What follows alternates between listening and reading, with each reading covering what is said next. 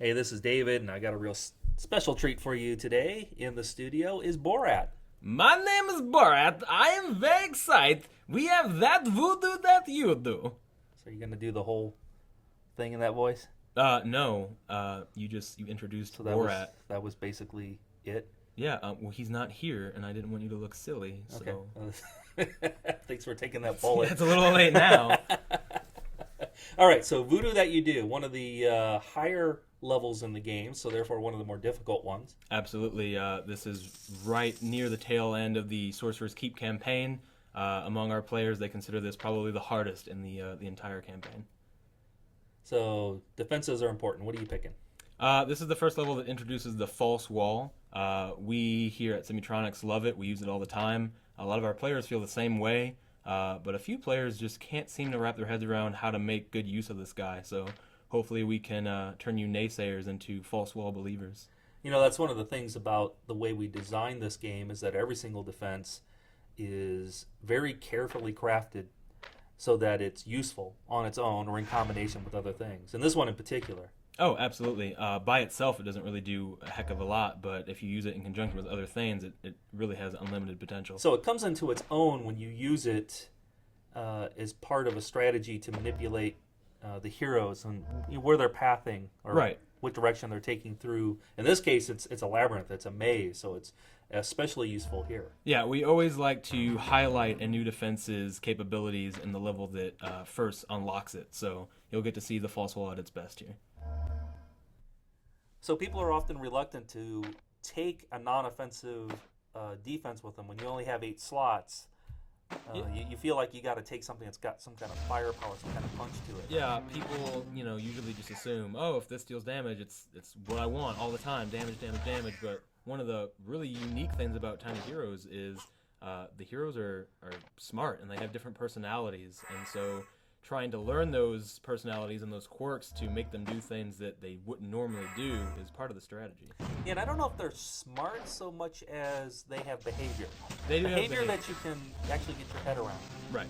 So the wizard always wants mana crystals, the cleric will try and stay close to her buddies, that sort of thing. Even how they move through the maze. I mean, we won't go into details here, but there's a logic to it. Yeah, they're not just randomly roaming, they're exploring and they And know learning. what they want. Yeah, they're actually learning. learn. Most people don't realize that there's a lot more that went into this. And of course, we didn't try to make them so that they were so smart they would beat you. We wanted them to have a certain personality and flavor that had some gameplay implications, or a lot of gameplay implications. Oh in yeah, this case. for sure.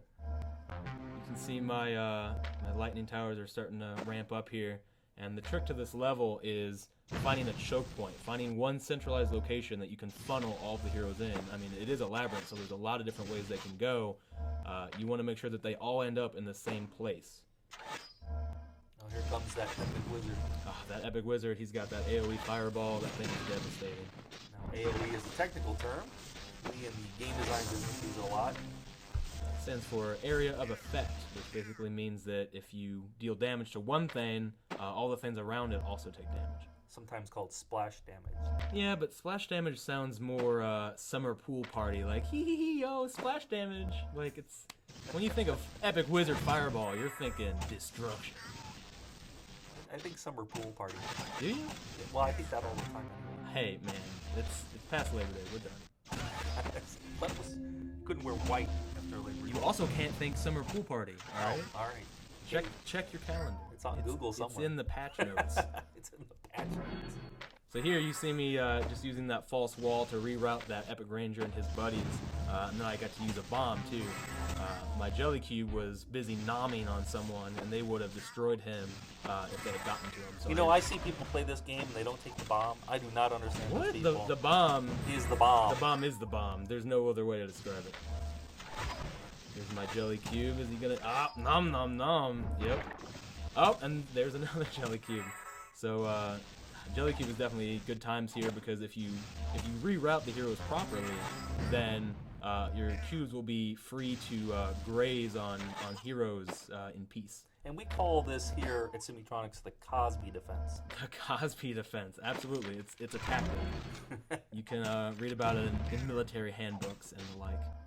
So you had a false wall there. I'm not sure what you were going for with that one. I was hoping to save my jelly cube, but it didn't pan out. I'm probably gonna lose both of them here. Yeah, that's alright. My bomb will clean up. And what's really interesting, I think, is that here we are in one of the final levels of the game, and you're still using some of the early defenses as well. You're mixing it up, but you know the ballista's still with you, and you've got the bomb, you got the spikes. Yeah. It really depends on the level. The very next level, I might not use any of those things. I might use a whole new set. There's really not one, uber strategy of you win if you take these and you lose if you don't. Everything has a use, and we make sure that we design levels to reward players from using different defenses at different times. Got a lot of epics coming in. Oh, here comes the medic brigade. Yeah, all the clerics healing everybody else. Oh, the false wall. It has totally messed them up. Bye, heroes. And it isolated one of those epic knights so you could take him out, and a cleric for that matter. Exactly. And so now they're all confused. They've forgotten where they're going. They're like, where the heck is the treasure? How do we get there? And going back to the idea of learning, those guys who saw that wall actually still believe that wall is there. Right. Until they get down there and see it's gone. Yeah, they're all kinds of confused, and that's why they're up there. And now you got them like, what? Yeah. And so now they've gotten all the way back up there. They've gone through my gauntlet of bombs and lightning towers, and now I've just confused them again. This is in the tower defense parlance. It's called juggling. Yep. And Tiny Heroes doesn't have a lot of juggling in it, but this particular defense is really good for that sort of thing. Absolutely, yeah. I just use it again against those epic knights at the top. Oh, but now we got thieves, and this is the last wave. They're taking out my gauntlet of floor spikes, and that is no good. Yeah, it's the epic team. That is her thing. Yeah. So fast. There's two of them. Yeah, and there's so many heroes. It's hard to isolate her, especially with her speed. So I'm just gonna have to abandon, tactics and just throw things out at this point because it's the last wave. They're breaking through. I'm in a bit of a bind here, but I think I should be able to. If you don't restart, we gotta report a whole new video. God, no, I don't wanna. Who designed this level anyway? Steven, one of our other level designers, built this guy. And kind of a masochist, I guess. He is a character. Got my jelly cube Namen. Knights getting electrocuted. A gelatinous cube in a hallway. I mean, this is something so classic. Exactly. Where's he gonna go? Nowhere. That's where. The knight's dead. This should be it. Oh no! I'm still Namen. So the last survivor is in the cube being absorbed, being digested over 1,000 years.